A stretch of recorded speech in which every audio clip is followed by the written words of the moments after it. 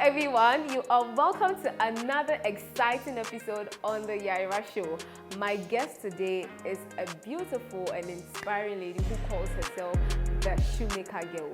She has an inspiring story, so you do not want to miss out on any part of this episode. Make sure you watch to the end.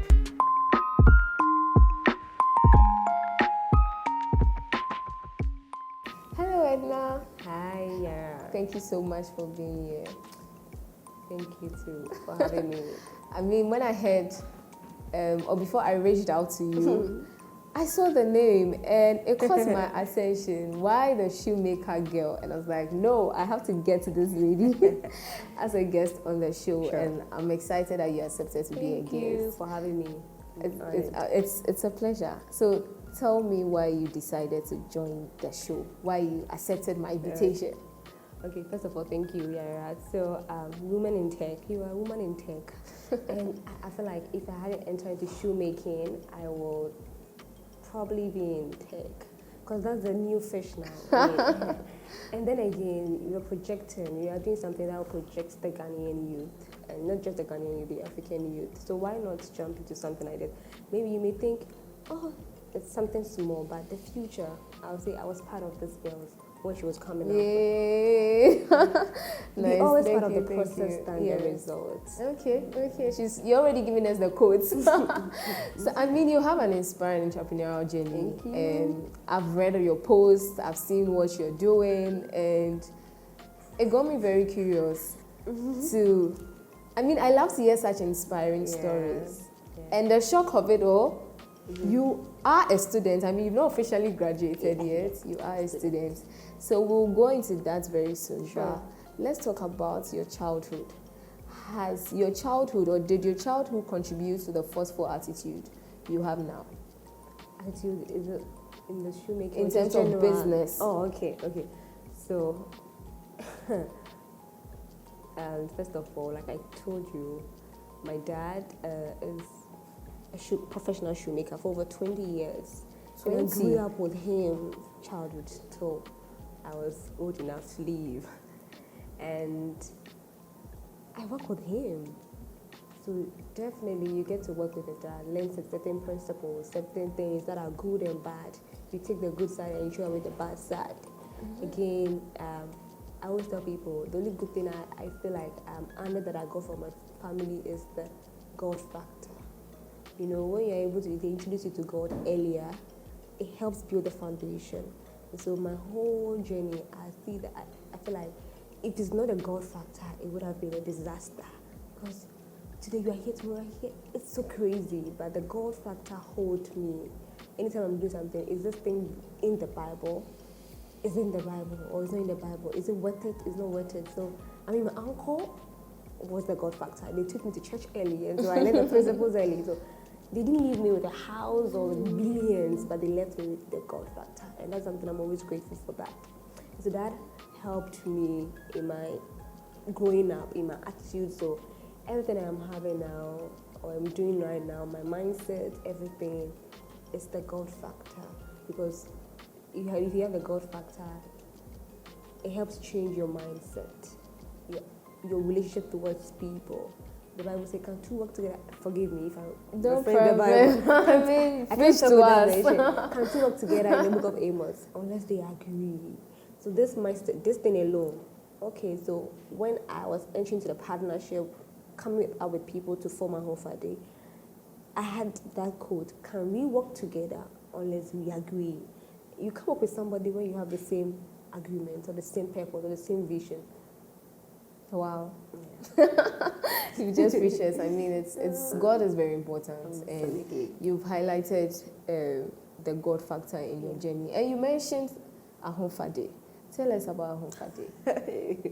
If you heard about that, so you know, at Home for Day, right? We are trying to build a community of creatives. You know, imagine having a community where fashion people come together. Dressmakers, shoemakers, jewelry makers. We are all coming together. That's the kind of society we are trying to build. So when you have a kind of society like that, so because of that society, we are trying to empower every creative. So if you are into sewing, shoemaking, and you want to you are eager to push it forward. We empower you. We give you the platform. So make the shoes, or we get you even a shop or a place to do the shoes. Put your shoes on our e-commerce platform. We sell it for you. At the end of the day, you are getting something for yourself, which you are being employed. At the same time, too, we are also helping push the agenda for the country. They say what? Beyond Ghana or whatever. So we're also helping project the Ghana made there. At the same time, we're also empowering. So we always say something that Alpha Day, you don't just buy and sell to people. We empower people. I was so immersed when you're sharing, and that's beautiful. That's a beautiful community you are building, and you have branded yourself the Shoemakergurl, professional. Exactly. I don't want to say female, but let me just add it to place the emphasis: professional female shoemaker. Exactly. And you make shoes like this, the one you're wearing. Amazing. How did it start for you? I know you've mentioned that your dad has been a shoemaker for 20 years, so that's where the skill started for you, exactly. But it wasn't compulsory for you to follow in that path. So why did you decide to do so? I think I love business. I love money. Let me put it that way. Everyone loves money. Yeah, but I won't kill for money. But I love money. So even before secondary school, we are still working to take money and buy provisions and go to school. And I was still working with my dad at that time. And so I remember secondary school, I was like, when I come to school again, why don't I buy this glue and these things and take it to school? Then in school, I can get to work on people. You know, we always play the standards to school and do polishing, gluing, and I don't sew because of it can hurt you. So I'll do that. So I remember I went to the shop. Even the man who gave me all the things is even late. So the man was like, I'm going to school. I want a hammer. I want a polish. I want glue and blah blah. So he gave me all that for an amount of money, and I bought them, and I sent it to school. So when I went to school, I remember when there's no teacher in the class, I'll make sure I move from desk to desk. I don't teach senior high school. Everybody watching this can testify. They're good to I move from desk to desk. 2016 year group. So, and I said, Charlie, I have glue. So when your standard get on, you can bring it to me. And they'll be like, hey, you like money? I was like, oh, no. Then weekend I'll get, I remember one guy, he used to bring all his shoes, then I'll take them, then the coins, they'll give it to me, and I'll put somewhere for transportation. So weekend, Saturdays people go for a different and other engagement. So after cleaning the dormitory and everything, then everybody's going for maybe learning black. My corner is so quiet. Then I'll sit down there, then I'll glue rest of them. Then I'll go and put it outside. So you shout, but who's doing this glue work in the cemetery? And I'm the person. Then I know there's one lady who was sewing, but then I was just gluing. Then I'll do it. Then I'll take it back and go and give it to them. Even through the school, I made sure my father had a contract to produce the sandals for our school. I don't think. Yeah, they used to produce for my school, but unfortunately, I think it ended. But through me, it had to happen that way. So that was how it started. But then after school, so even before secondary school, after I was about leaving the school, I'm always having the notion that I'm not going to be a regular student in the university. Nah. Who will pay your fees? So I was like, okay, I'll be a weekend student. So I had the plan already. If I'm going to university, I'll make sure I'll be a weekend student so that I can work and pay. So I'll go to school on Saturday and Sunday, and I'll work on Monday to Friday, any work, so that I'll be able to pay fees. That means you took care of yourself through university. Absolutely, by the grace of God. And so it didn't have, so after I left the school, a lady gave me, she's a day student. Her mother used to give nanny to people who want nannies. So I remember I took a number that if I'm not getting a job, I'll come. So when I completed school, fortunately, I was under scholarship from junior high school to secondary school, and the NGO. And I used to work with them for internships and blah, blah, blah. But then because those who finished secondary school ahead of me got the opportunity to work with them, and even some of them got scholarships to the tertiary level.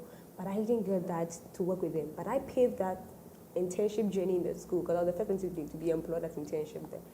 Sub-Saharan Education Project. We are no more working though, but it's a US company, NGO. So when I was about leaving, I was like, oh, now this NGO crowd, my SCP, they might not call me now, so let me call this girl and see if there's more opportunities for you so to I work. called her. Said, oh, she'll talk to her auntie. She lives in Ivory, so she'd called her auntie and said there's an opportunity. So I think the house I got to work was at Dome. I mean the Vodafone estates. Don't Prague. Oh gosh, I like how you remember every bit and pieces, and I like that because it puts it together. Well, it makes it more inspiring. So yeah, the Parakou estate, and the woman, Madam Nakoli, and she had a daughter. I think she was 2 years and a baby, fresh baby. Imagine, I was thinking of a fresh baby, and a 2-year-old girl. You know, I don't know. Maybe I feel like one of my gifts is also serving. I don't know. When I'm in my father's house, I might not do certain things. Wash, clean. It would be so difficult. So my father think I'm so lazy. But when I get to stay with people, my other side comes. So I think God took me. God had a way of taking me from my family's house so that I will go and learn these things. Maybe one day I'll become a mother. So hey, baby. So God, I had to do this. So God gave me the grace. It was difficult. You can't sleep. So that's when I realized how mothers really suffer. You're sleeping a baby. You're sleeping with a baby. And so you were staying with a woman throughout that period. Crazy. It was crazy. And I took some drastic decision without informing anybody. And I just like, that's my life. I did. It was worth it. But as I was there, and I'll be joining some online prayer, and I'll pray. So God make a way. So it was one day, I was ending to December, then January, then I had a call from the NGO. So you hadn't started, you were supposed to go to school? Yeah. But then because of the money. School day, it was out of my money. You hadn't planned to go to the money as a school. Where's the money? And so wow. I had a call from the NGO, my boss, Daniel, he's in the US right now. And said, Eddie, where are you? I said, oh, I'm in Domio, I'm working somewhere. He said, okay, can you come to Accra Mall for a meeting? Then our boss, President Sarah Allegra, was there. So I met them at Melcom and he said, hey, at Accra Mall. And we talked and said, where are you? What's happening? I said, well, I'm here. And said, okay, we want to employ you fully into the organization. So be the programs coordinator. Then Daniel was the country director. I said, okay, yeah, I will. And they knew me because I've worked with them, and I took the challenge. I said, okay, I'll be fine. And that good way I was earning. Oh, and it's an NGO, so every year they keep increasing. So the year they increased my pay to like 1K. That's when COVID strike. And I lost so my job. So you lost it. It's a foreign company. All our donors come from US. So imagine COVID, they're not coming again. They're not coming again. So that was the end. So I said, okay, what will I do? And unfortunately, you had still not made up your mind to go back to school. No, I didn't have probably been to school. So when you started working with them, I was like, no, let me do something. So I was staying with my brother. Not my brother, blood brother, like a cousin. But then my dad took care of him. And he was at Legon. Like he's done kind of was working at one of the big companies. I don't want to mention a company, but in a big company in Ghana. So I was like, oh, this is my breakthrough. If my brother is working on a big companies in Ghana, then that's the end for me now. So I was thinking he's going to take care of me to school. I don't know. I didn't know what I did. Up to now, I'm looking for what I did. I think I did him something that he couldn't tell me. And he said, I'm not leaving. I'm not staying with you again. Either you stay here, when the rent is due, you leave, or you leave here. So I will tell the landlord that we are leaving this house because he's leaving to another place. It was a big blow. That was my low point. How did you feel at that point, and what did you do? I'm curious about that. What did you do? So you were going to school at then I applied for 3 schools: Eugene, Legon, and GIG. Now Unimark. IG. He even helped me apply for the school. I don't know. I mean, come on. You have a sister or you have siblings. Our mothers cry. When you say people in your mother's lap, you won't cut your leg. I don't know what your sister will do to you for you to sack your sister. I mean, we do bad things. I mean, I haven't done something so dangerous or bad. That should lead to you being cut off. Now I'm looking for what I did so that I could maybe apologize. But he took everything. Like, I mean, I didn't care. Everything. I think I can tell you. I don't have the picture now. I'm trying to get where I could retrieve that picture. I don't think that was left was on there. the floor, I think the mattress, something like this. That's the only thing you I was had. like, even salt, he took it. It was funny. So everything, I remember when he left, I wasn't there. So when I came and I saw the room empty, and I just sat down like, let me sleep, cry. You didn't cry? Why should I cry? I don't care. You didn't know your next move? No, but I was still working. Okay. So the COVID strike. But then I've already bought phones. So at least I can get my first 50s. So yeah, I did done something. Then I think I have to clean the room and do everything. And I think I had money and I bought a mattress and I bought something, blah, blah. My father came, I was being stubborn to my father, but you see, daughter is daughter. He came at the rescue. Somebody that I stopped serving him to go and serve my brother. But he came to help me at my low points. Then school came and I applied. And I had UPSA, I had Legon, I had Unimax. I sat down. So where should I go? All 3 schools called you? Yeah. I said, UPSA, their fees is expensive. Yeah, I can. It's far. Legon too is far. I can't be going and coming weekend. I'll struggle. So why don't I pick Unimax IJ now? GIJ. Because that's very close. I'll just pick a cat circle. Then I'll either walk or pick taxi. Then I picked that school. Do you regret it? Never. I mean, never. The people. I always say the people I met in that school is worth more than my first class. I mean, it's worth more than the certificate. Yeah, it's first class student. It's worth more than that. Like, the first iPhone I used, no, let's say the second iPhone I used, because the first iPhone I used was my company, NGO that game. The second iPhone I used was bought by a colleague, a female colleague, like Teresa, I have to mention her name. She bought me that phone. Your family member crowd will struggle to give you that phone. He bought me that phone. My first laptop was through a colleague on GIJ campus. Colleagues? Wow. So when I started the school, I mean, thank God I am very intelligent, by grace of God. So I used to help people academically. So there's one who has become like a big brother now. He was my course rep from 1100 to 400. So he used to stay in my area. Dansuman. So when he's going to school, then he will pick me. I'll go and stand on the roadside. Then he will pick me. Then he will bring me to school. So then my TNT has been solved. You see how God works. Now let me food. So through him, he connects me to that Teresa lady. And she too, when she's coming to school, she can ask you, what do you want to eat? Or when she comes to school, give you money. You do assignment for people, so you get some cards, Galamsey. Get money to feed yourself. So you're doing assignments for people, helping them with academics to get money to feed yourself. I hate it when there's vacation. I don't like vacation car, but you can get money. Was there any time you slept hungry? No, I don't remember though. But Charlie, come there, say yeah. Because I don't like asking people. It's something I've learned to say that I will ask. If you don't give me, the only thing I'll get is no. Nothing, you can't kill me. So I think that's one thing I've learned this year, to ask people when I don't have. So yeah, the secondary school, my university helped me. So the fee is there. So it taught me a lesson that you can't wait for the whole world money before you start something. You need to start.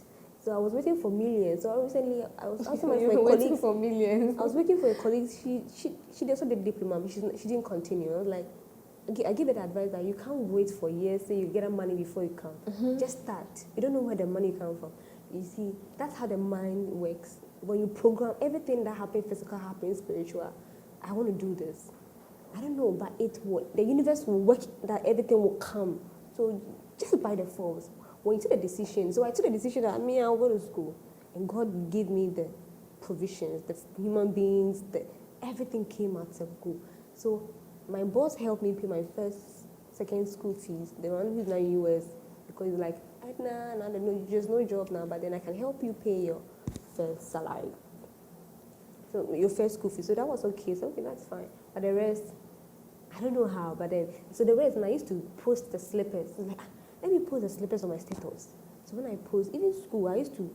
So that's how it's the selling of the shoes started. Came in. But then I wasn't so making noise about it on campus then. But then I used to post it. And I realized that it was moving. I was like, Miko, how don't I go back to this shoe business? Then I had to go back to it. So that's where I went back to the shoemaking business. So in school, I'm going to school. Sometimes when in class, the lecturer will come. What are you doing? It's something called guerrilla marketing. You just have to say it right. And I say, oh, I'm Edna, I'm into shoemaking. Then and some of the class, and there's one lady in the class, one day she was like, you do every day, you want to advertise what you do. So then she was like, I shouldn't mind what he's saying. Was there any point you felt shy or ashamed? I mean, your brand slogan is "Be proud of your hustle," and you have an inspiring story, moving from one place to another. Yeah. So the slogan really is substantial. Was there a point you were shy or ashamed of what you were doing?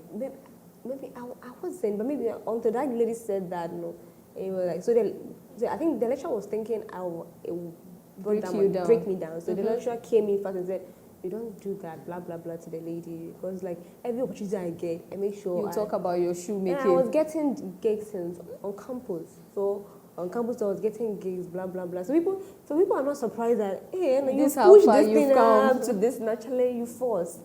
Yeah, then I started in school, then I'll go back and I'll bring it to them. So that's how it was like. But I wasn't focusing on more because students they don't really like doing that. So I think how I jump on LinkedIn. Okay, we've gone there. During school, one of my calls, there's a call, the new media. I don't know, I forgot it. It's called Dr. Kojo Boatina. I think I want to always, when I see him somewhere, I want to just say thank you, sir. So he was like, a project. Everybody should create social media account. Already we are only on social media. But he said we should create social media account. Facebook, Instagram, X, everywhere. So that we will start with this. We're going to do a project for our 100 or 60 marks. Then he was saying more about LinkedIn, even though he's not active on LinkedIn. No. But he was humbling on that platform. You could get a job because he has got a lot of opportunities there. The way he was saying, he was like, how many of you are on LinkedIn? So at that moment, I think I was on it because my company, NGO, the NGO I was working with exposed me to a lot of social media platforms like Hootsuite, blah, blah, blah. So I get to, it's like, okay, I know it already, but I wasn't... You were not active. Active, I know what's going on. So the lecturer was like, you post for 5 months every day. That's the project. So we were posting on other platforms and only on LinkedIn. But after the project, students, after projects, we throw it away. Yeah, they were doing it for the project. Charlie. After the project, I said, like, why don't I make a post that I'm into shoemaking and see if people accept it. So if you go back to my old post, you see that picture and that post said, hello everyone, here. I'm into shoemaking. And I saw the engagement, I was like, oh, I was up to, I think it was 16 engagement, but I was like, no, I was still here. You continue Instagram with will not work, Facebook will not work for me, but here, I think I'll stay here. So I'll read people's posts, how this platform works, how you could do that. I will download people's carousel, then I'll stay and I'll read, okay, you can do. So there's a man called, I forget his name, he was doing a program, optimizing profile. I think I was the only person who joined. And I was around Oyarifa here, working on a school project with one of my colleagues. And I joined that program. I was the only person. I was even in the car and I was listening to the man. And my boss was like, hey, this is only LinkedIn. You are LinkedIn. And I was so bent on listening to the man. So I took all the notes. When I went home that day in the evening, I made sure I optimized my profile, blah, blah, blah, blah. And I wasn't having an iPhone to get a good picture, or a phone that can get me good pictures. But other phones can also get you. But I wasn't in my hand. Like, even the first phone I was using then, it was a colleague, that same colleague that bought it for me, Samsung phone. So there's the guy I said he stay close around me. I told, Dave, I was having 2 iPhones. Can I come and take your iPhones? I have some shoes, I want to take pictures of it. So I'll go to his house, or maybe after class, and then I'll go and take his phone. Then I'll come and take content, pictures of our shoes, and maybe me working then, so that I can post it on LinkedIn. So it'd be nice. Okay, then I'll go for it. Then I'll go and post it. I'll edit the pictures and I'll start posting it. Then I was like, oh, you okay. Were growing. Yeah, now I'll get it. Then there was no AI there. So you polish your content. So the brother there, we just create our own write-up. Then we just post it. Then people were accepting me. And so I realized that, okay, why don't I talk about my industry, the shoemaking industry?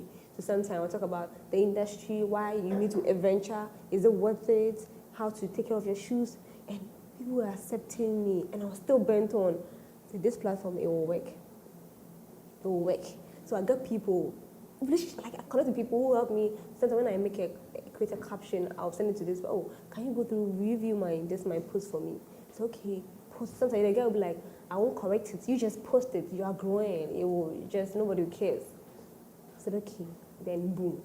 I don't know how I even got to that number of so followers. yeah, I think one of the days I was talking to Ruben on phone. I'm like, we can do some this. I think we were talking about LinkedIn something. I was like, I even have a post crowd. I don't know if AI can help me do the thing. But I was like, no, I won't use AI. So once I was cooking it, so sometimes I get content when it just bombed and I'm just writing it down. So when I was cooking the house and the idea came, we crowd in secondary school, I used to do this too. Why don't I put it on, use as a content? And I sat down and I wrote it and I just asked a friend to edit it small for me. And I posted it. And then I have my friend, she has a photographer around, I think, risk junction or something. He's also good in photography. So I told my friend that, you can take me to your friend and get nice pictures. Then I took my hand from Matayako, just come here just for photo. It's not of LinkedIn. After the work, you need to put something. So I took my hammer, I took some of my shoes, and I came here and took the pictures. You see the picture I was holding the hammer? Yes, I remember so that post. I learned the trick that you use LinkedIn, something that can make you also stay there. I mean, have a good pictures so that I can accommodate with your content. Your content. And the picture, and then the angle I'm coming from, shoemaking. And I think there are people who are resonate because I make noise about it. This girl is making so big deal about this shoemaking. If you people don't make it so loud. So I think why that's why people jump and people think that I feel so bad. So they want to give you the morale. Encouragement. But you're not at all. You're so proud of your hustle. So that's why I make that post and I put that picture. And even with that, before that picture was giving me the content, the thing why I joined LinkedIn, why I'm into shoemaking, why I was getting the whole brouhaha. And you see, sometimes there are some blogs on LinkedIn, when they post you, there's a blog, a woman in Africa, when they post you, the diaspora get to see. So when they posted me, the diaspora, that's where I got my first gig. Diaspora market. What was the gig? Let's go into. I mean, sales. You do shoes and I'll order. A lot of shoes. You got no, not a lot of shoes. Even if 3-4 shoes, but then the amount you sell it and even the delivery, it was worth the slippers that you sell to Ghanaians 150 cedis. It's expensive, but you sell it 200 cedis to something. It's okay. So yeah, I was like, and I got that the gig. And apart from that, I used to hardly post I have this shoe because LinkedIn doesn't work like that. You don't just sell to people directly. Yes. You come to annoying. So through your posts, when you tell your story, people begin to fall in love with the story. Indirectly, you translate into that. So sometimes I'll make a post, and the person come into my DM. And you see, in LinkedIn, one thing is that those who support you, those who buy from me, and not those who comment. It should be like that. So we have those who comment for us, who engage with us, and those who buy from us. And that's how it works. And we thank God for that. So to come to your DM, I want this slippers. Okay, then blah, blah, blah. We work on it and give it to the person.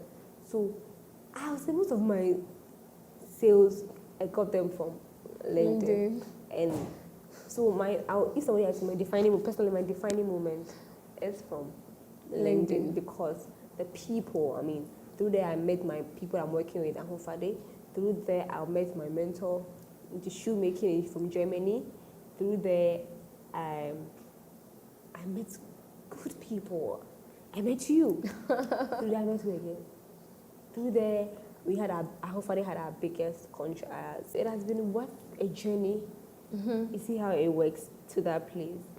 And it's been crazy ride. You're doing it all alone.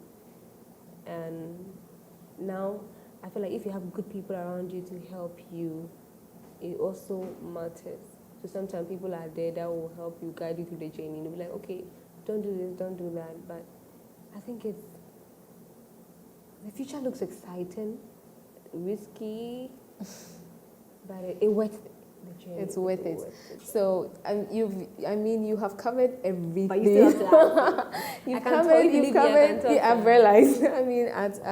We'll have to wrap it up. Sure. But you have covered everything, sure. And I'm glad about your story and how far you've come. You've pushed. You may not. Usually when we are in the challenge, we are looking forward to coming out of the challenge, seeing something better, and experiencing.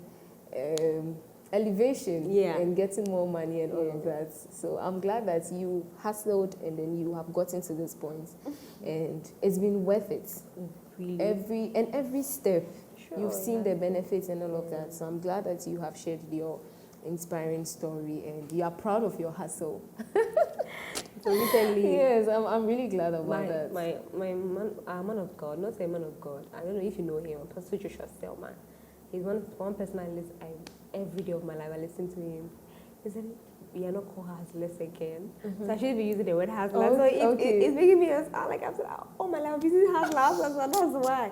So yes, I'm part of my hustle, but I'm not a hustler. I'm the light of the world. Okay. Amen. Yeah, so you have your book coming up. Congratulations in advance. Thank you. Sure. So we'll tell us about the book, when we should look forward to reading it, and what the book is about. An overview of it. I know one of my posts, sometimes I sit down and go through all my posts, all my content, and I read them. Because people, sometimes you're like, oh, I read your Sunday posts, really engaging. And it's so, it's inspired me. Sunday's post, Sundays I talk about, one thing that makes you stand out, LinkedIn is a professional platform. Yes. And you go your way out and be posting about God. I mean, it's crazy because that platform is not about God platform. but actually, but the God said, if you let men see me, I will take you higher. And so that's the motive. I will let men see God, then He will do the work for me. And so, what I was doing, I think one of the posts, I saw a comment. Why don't you write a memoir? Because it's like you have a story. It's not everybody who have a story. I mean, everybody lives a normal life, everything. But you've been through tragedy, so you have it. So why don't you put it inside a memo? And then I said, oh, okay, I'll do that. Thank you. So later on, I saw someone thinking the man is into book publishing or so. And you're like, you have a book?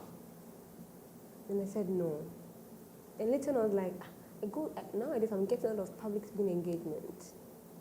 When you get a book, I mean, you can also use them to inspire someone.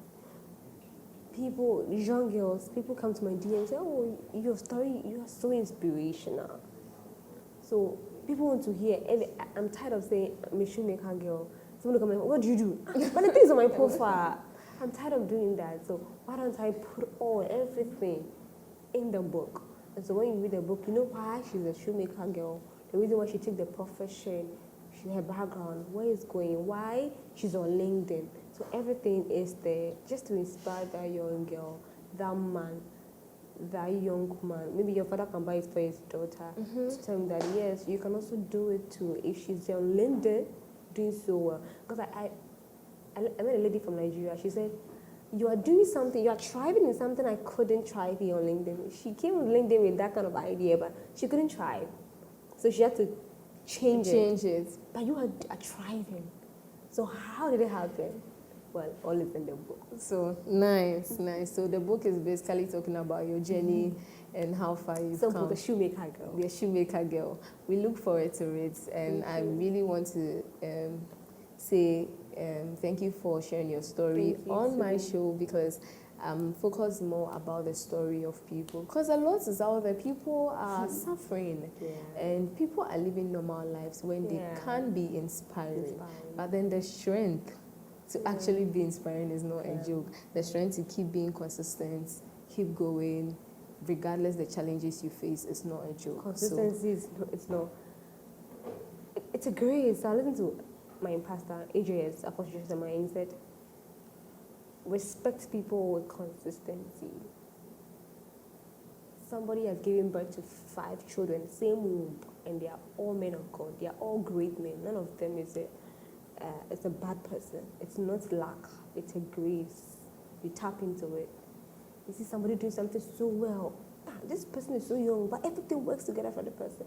It's something. There's something there. It's great. People are doing so on LinkedIn. I really don't envy people. People are doing so much there. Like, I wish. You can't wish the person. You just tap into that. It's constant. And if you are consistent, it will get a time. It will push you. It will blow you up. And so and I think that's where I got it from. And I feel like no, I can't give up. I can't stop. I need to keep on doing it. One day, it will just make sense. Everything will make sense. So consistency, it's a powerful thing. Yes. So you've said so many things. What inspires you and what drives your passion? What do you want to do at the end? Yes, you are telling people about your brand, doing what you love, you have pushed through, now you are making money, you are seeing benefits, you are even coming out with a book. In the long run, what is the end result? What inspires you and what drives that passion? First of all, I just want to be a blessing to someone. That's what we live in, to be a blessing to someone. If you're going to be a blessing to someone, don't be a curse to the person. So I want someone to say, Edna is a blessing to me. So that's something that drives me from my junior, secondary, high school. I used to teach people, not because of anything, because I feel like I wasn't getting how it is. You learn, you don't get it. So I want to help people. So if you go to school and you ask Edna, oh, she's the one who helped us. She's been helping me. My friend can dedicate a certificate to me because throughout her whole 4 years, it was Edna. And I just want to hear, oh, it's through Edna who made it possible for me. Through Edna who made it. So you just have to I want to be a blessing to someone. But what drives me? My family. See, I have a lot of siblings. I have a lot of destinies connected to me, and I dare not fail them. So sometimes I feel like, hey, my account is low, but I have destinies tied to me, and they are not grown up that I could even look up to.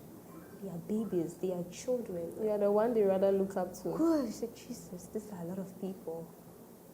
So every day you wake up, Charlie, you can't fail low. At least if you can't take all of them, okay, at least one. You will get to a point you need to take care of one of them, so that because impact is not many, just one person. If I'm able to impact you, you do the rest. That's how it's supposed to be. It's not be like impacting 100 people. It doesn't. No. Just one person. That's a goal. So if I'm able to impact you, you take it to the world. You take it, then we are expanding. So if I'm able to take care of one, the person also can take care of another one. So family, because your family drives you. Because I have a lot to take care of, and I think I haven't done anything about it, and I feel that's one thing I will want to. So you sleep, you can't sleep because their destiny is connected to you. They call you, and I want to have a family that I couldn't have. How would I have a family where I'll be proud of? You get it? So, yeah. So. Thank you so much, Edna. It's been a beautiful conversation. You let me share my last words. Oh, please, she wants to share her last words. I thought this would be the last words, but no, she wants to share her last words. So please, you have the floor. Okay, yes. Okay, thank you. So my last words I want to say is that there are two ways God bless us. I learned that from my AJS, and he said, God blesses us through three things. Either you be Abraham or you be a Lot.